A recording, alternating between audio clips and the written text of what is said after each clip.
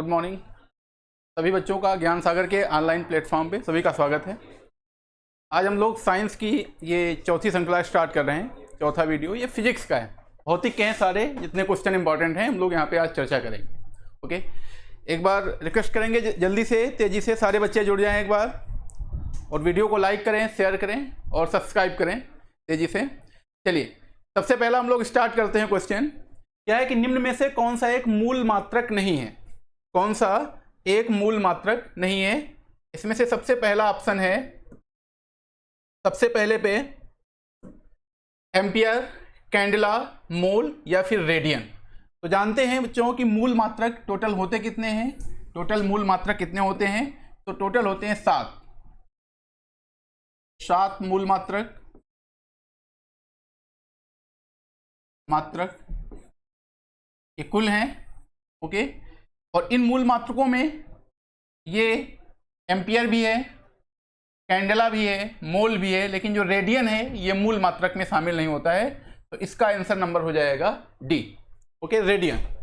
Ampere से जानते हैं, अभी आगे बात करेंगे, विद्युत धारा मापी जाती है। कैंडेला से जो है ज्योति तीव्रता, और मोल से पदार्थ की मात्रा का मापन करते हैं। क्वेश्चन नंबर 2, निम्न में से इसे जो एक्सा कहा जाता है, कई बार एग्जाम में क्वेश्चन आया है, एक्सा किसे कहा जाता है? इसमें से जैसे ऑप्शन पहला है 10 to power 9, 10 to power 18, 10 to power 12 और 10 टू पावर जो है 15। तो एक्सा किसे कहा जाता है? एक्सा जो कहते हैं सबसे बड़ी राशि होती है 10 की पावर 18 को जो है एक्सा भी कहा जाता है, एक्सा की श्रेणी में। और जो है 10 टू पावर 9 को क्या बोलते हैं?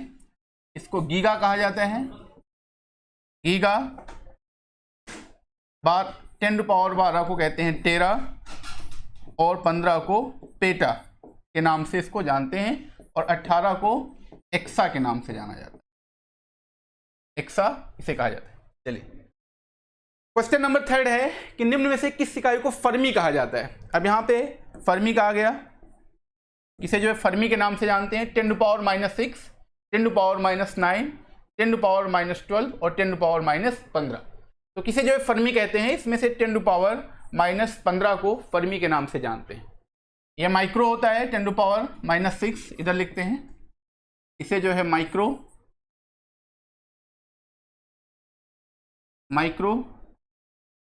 10 टू पावर -9 को नैनो,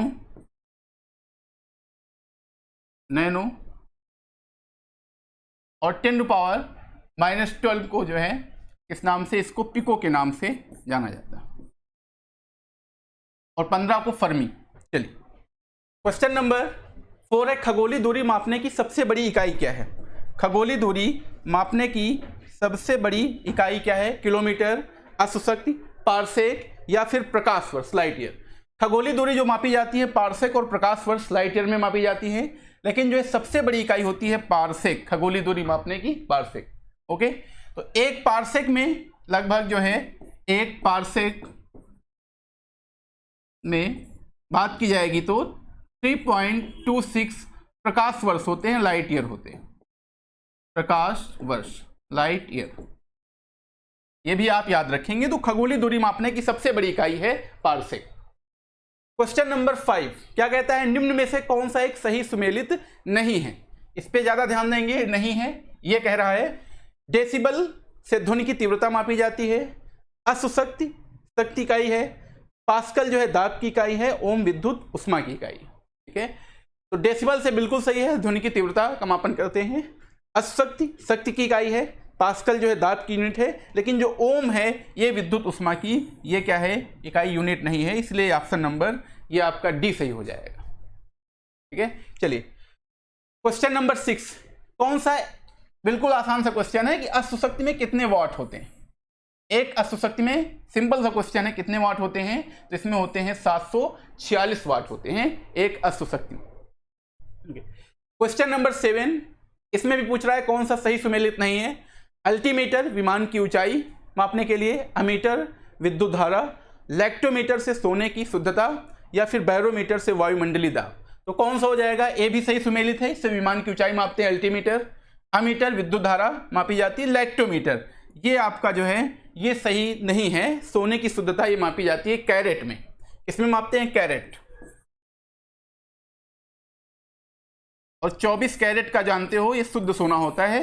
लैक्टोमीटर से क्या मापते हैं, इससे जो है दूध की शुद्धता मापी जाती है लैक्टोमीटर से, बाकी बैरोमीटर से वायुमंडलीय दाब मापते हैं। तो ऑप्शन नंबर इसमें सही क्या हो जाएगा 7 यानी C option. Question number 8 most important, ozone परत मोटाई मापने की इकाई क्या है?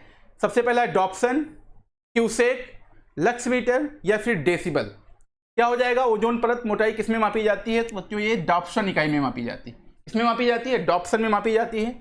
ओजोन लेयर के बारे में थोड़ा चर्चा कर लेते हैं। ओजोन लेयर ये पाई किस मंडल में जाती है? तो ये पाई जाती है समताप मंडल। इसमें समताप मंडल में ये पाई जाती है। समताप मंडल को जो है और किस नाम से जाना जाता है? तो इसको जो है स्ट्रेटोस्फीयर के नाम से भी जानते हैं। समताप मंडल को इंग्लिश में स्ट्रेटोस्फीयर, स्ट्रेटोस्फीयर के नाम से भी जाना जाता है। इंग्लिश में इसको स्ट्रेटोस्फीयर कहते हैं। ओके, ठीक है। ओजोन परत को नुकसान सबसे ज़्यादा किस गैस से होता है? तो ये CFC गैस है, क्लोरोफ्लोरोकार्बन गैस। कई बार बता चुके हैं, सर्वाधिक नुकसान पहुंचाती है ओजोन लेयर को।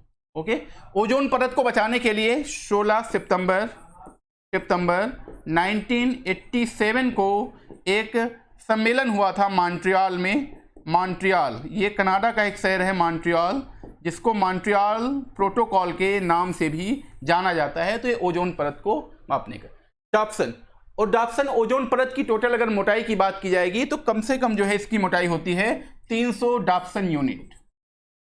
300 डॉप्सन यूनिट इसकी इकाई होती है ओजोन लेयर। ठीक है, चलिए इतने सारे क्वेश्चंस। अब आगे बात करेंगे क्वेश्चन नंबर 9 पे। निम्न में से कौन सी एक अदिश राशि है? तो एक छोटे एग्जामों में क्वेश्चन आता है सदिश और अदिश राशियों से। सदिश राशियां यानी कि जिनका जो है दिशा के साथ साथ परिमाण होती है, सदिश होती हैं। और अदिश जो होता है उनमें दिशा नहीं केवल परिमाण होता है। तो बल पहले ऑप्शन पे है, दूसरे पे है विस्थापन, विद्युत धारा या कोणीय वेग। तो अदिश राशि पूछ रहा है, इसमें से कौन सी एक अदिश राशि होगी? ठीक है, बल क्या है? एक सदिश राशि है, विस्थापन भी एक सदिश राशि है, कोणीय वेग भी एक सदिश राशि है। लेकिन जो विद्युत धारा है बच्चे ये क्या है? एक अदिश राशि है। तो ऑप्शन नंबर ये सी सही हो जाएगा इसका। क्वेश्चन नंबर 10 निम्न में से कौन सी एक सदिश राशि है? अब देखो उल्टा सदिश राशि के बारे में पूछा है। द्रव्यमान, चाल, आयतन, ये तीनों की तीनों कैसी हैं? ये सब अदिश राशियां हैं। लेकिन इसमें से जो संवेग हो जाएगा ये कौन सी राशि है? ये एक जो है कैसी राशि है? सदिश राशि, संवेग, मोमेंटम। क्वेश्चन नंबर 11 निम्न में से कौन सा एक सही सुमेलित नहीं है?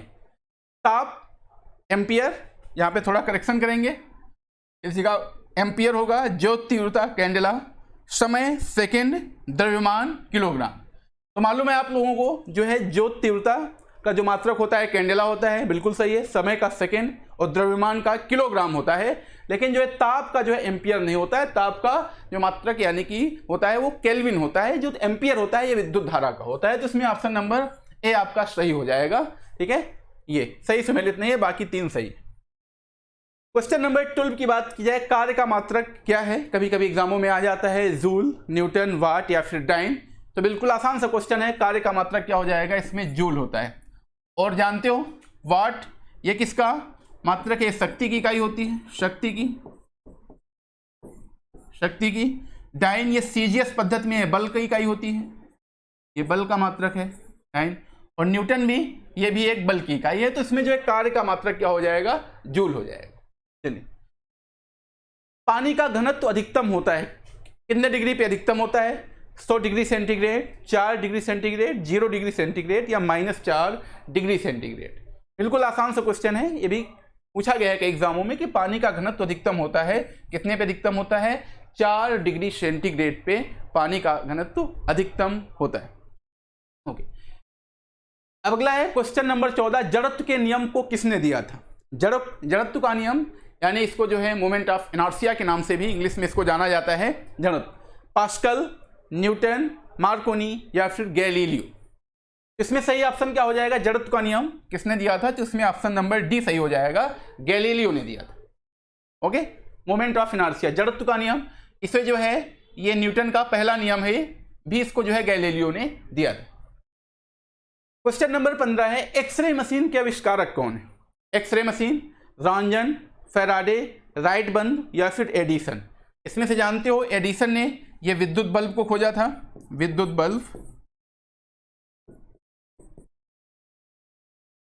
बल्ब राइट बंधु या राइट ब्रदर्स ने ये सबसे पहली बार जो है इन लोगों ने एरोप्लेन की खोज की। एरोप्लेन तो फैराडे ने नियम दिया था विद्युत से संबंधित, और इसमें सही ऑप्शन हो जाएगा जो एक्सरे मशीन है, इसके जो है आविष्कारक कौन हो जाएंगे? रांजन हो जाएंगे। ठीक है, एक्सरे मशीन। क्वेश्चन नंबर 16 है प्रकाश का तरंग सिद्धांत।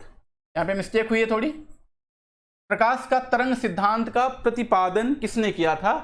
फिजो ने किया था, हाइजीन्स ने किया था, स्नेल ने, या फिर ऑटो हॉर्न ने किया था? तो इसमें सही ऑप्शन हो जाएगा कौन सा? ऑप्शन नंबर बी, हाइजीन्स ने किया था। किसका प्रतिपादन किया था? प्रकाश के तरंग सिद्धांत का प्रतिपादन किया था। ओके।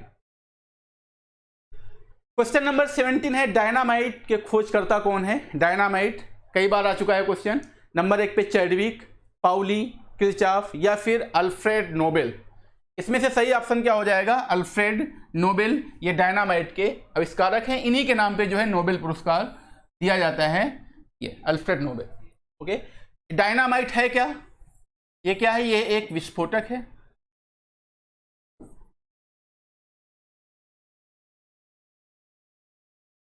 ये एक विस्फोटक डायनामाइट खोजा था इसको अल्फ्रेड नोबेल ने। चैडविक ने इसको सबसे पहली क्लास में बताया था, इन्होंने न्यूट्रॉन की खोज की। पाउली का अपवर्जन नियम आप लोग पढ़ते हैं केमिस्ट्री में, और एक किरचॉफ के नियम आते हैं, आगे चर्चा इनकी की जाएगी। क्वेश्चन नंबर 18 शक्ति का मात्रक है, unit of power, hertz, volt, watt या फिर न्यूट्रॉन? इसमें न्यूट्रॉन तो होगा नहीं, बिल्कुल।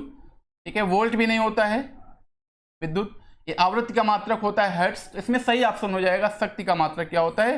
वाट होता है। ठीक है, और पीछे पढ़ चुके हैं एक अश्वशक्ति में कितने जो है वाट? 746 वाट होते हैं, 746 वाट। क्वेश्चन नंबर 19 की बात की जाए, कौन सा एक सही सुमेलित नहीं है? फिर से पूछ रहा है, सही सुमेलित नहीं है। नॉट समुद्री जहाज की गति, नॉटिकल मील दूरी, कैलोरी से उष्मा, और जो एम्पियर से जो है विद्युत धारा यूनिट होती है। इसमें से कौन सा सही सुमेलित नहीं है? नॉट बिल्कुल सही है, समुद्र के जहाज की गति मापी जाती है। कैलोरी से जो है उष्मा का कैलोरी में मापन, और जो विद्युत धारा को जो है एम्पियर में मापी जाती है। लेकिन जो नॉटिकल मील है ये आपका सही सुमेलित नहीं है, इससे दूरी नहीं होती है, इससे समुद्री दूरियां मापी जाती है। कौन सी दूरी मापी जाती है? सामुद्रिक दूरी, सामुद्रिक दूरी। ये ऑप्शन आपका सही हो जाएगा, सामुद्रिक। चलिए क्वेश्चन नंबर 20 1 माइक्रोन कितने के बराबर होता है? ये कई बार मोस्ट इंपॉर्टेंट क्वेश्चन है कि 1 माइक्रोन कई बार पूछा गया, कितने के बराबर होता है? 10⁻⁻6, 10⁻⁹, 10⁻⁻12 या फिर 10⁻⁻15? इसमें से जो सही ऑप्शन हो जाएगा ये हो जाएगा 10⁻⁻6 1 माइक्रोन के बराबर होता है। 10⁻⁹ इसको कहा जाता है नैनो, नैनो। 11-12 को पिको, और 15 10⁻⁻15 को इसको फर्मी के नाम से जाता है, इसको कहा जाता है फर्मी। ये सारी बातें हम लोग पीछे वाली क्लास में यानी कि अभी क्वेश्चनों में देख चुके हैं। तो माइक्रोन किसको कहा जाता है? 10⁻⁻6 को। क्वेश्चन नंबर 21 है एक बैरल कितने के बराबर होता है? पढ़ा होगा बैरल है, ठीक है, इससे जो द्रव वगैरह मापे जाते हैं, द्रव प्रवाह, बैरल। तो एक बैरल कितने लीटर के बराबर है? 131 लीटर, 159 लीटर, 179 लीटर या फिर जो है 201 लीटर? तो इसमें से सही ऑप्शन हो जाएगा ऑप्शन नंबर बी सही हो जाएगा। एक बैरल जो होता है 159 लीटर के ये बराबर होता है एक बैरल। आगे क्वेश्चन नंबर 22 क्या कहता है कि कौन एक सही सुमेलित नहीं है? फिर से आज काफी क्वेश्चन है सही सुमेलित नहीं है जो पूछ रहा है। क्यूसेक से प्रवाह मापते हैं, या बाइट से भूकंप का मापन किया जाता है, बार से दाब, या एंगस्ट्रॉम जो है तरंग दैर्घ्य का मात्रक? तो इसका आप लोग जल्दी से कमेंट बॉक्स में इसका आंसर लिखेंगे। क्या हो जाएगा सही ऑप्शन? जो है क्यूसेक से प्रवाह बिल्कुल सही है, जो है बार, दाब और एंगस्ट्रॉम जो है तरंग दैर्घ्य की यूनिट होती है, इसमें बाइट हो जाएगा। ये ऑप्शन आपका सुमेलित नहीं है। जानते हो भूकंप की जो है तीव्रता वगैरह किसमें? ये भूकंप मापी यंत्र होता है जिसको सिस्मोग्राफ कहा जाता है, इसमें मापी जाती है सिस्मोग्राफ। और भी एक तीव्रता मापने के भूकंप के एक और जो है स्केल होती है जिसका क्या नाम होता है, रिक्टर स्केल। रिक्टर स्केल है, मार्केली स्केल है, मार्केली। इससे जो है ये भूकंप की तीव्रता वगैरह ये सारी मापी जाती है। और बाइट जानते हो ये जो है कंप्यूटर की एक यूनिट होती है, इससे मापी। क्वेश्चन नंबर 23 क्या कहता है, सोनार का प्रयोग किया जाता है। बहुत इंपॉर्टेंट क्वेश्चन है सोनार। इसका प्रयोग जो है किसके द्वारा किया जाता है, नौ संचालकों द्वारा, या फिर जो है डॉक्टरों द्वारा, अंतरिक्ष यात्रियों द्वारा, या फिर इसका प्रयोग जो है इंजीनियर करते हैं। तो सोनार का प्रयोग किसके द्वारा किया जाता है, नौ संचालकों के द्वारा ये किया जाता है। सोनार जो है समुद्र की जो है गतिविधियों का पता लगाने के लिए सोनार का यूज करते हैं। ये भी पूछा जाता है इसमें जो है किस प्रकार की जो है तरंगों का इस्तेमाल किया जाता है सोनार में, शायद अभी आगे देखेंगे। तो इसमें जो तरंगें जो यूज होती हैं होती पराश्रव्य, पराश्रव्य तरंगे।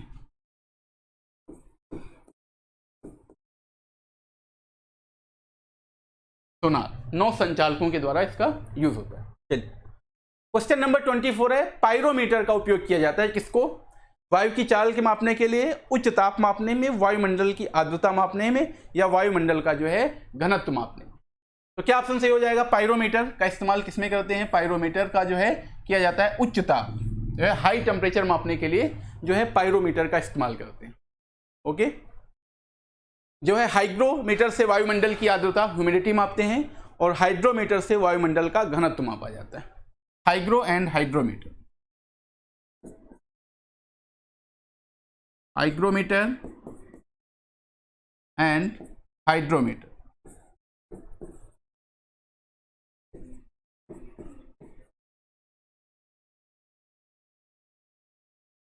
ये ऑप्शन क्या हो जाएगा, ये। तो पायरोमीटर का इस्तेमाल उच्च ताप मापने। क्वेश्चन नंबर 25 है, प्रकाश वर्ष इकाई है, किसकी इकाई है, देख चुके हैं, लाइट ईयर दूरी की, समय की, आयु की, या प्रकाश की तीव्रता की।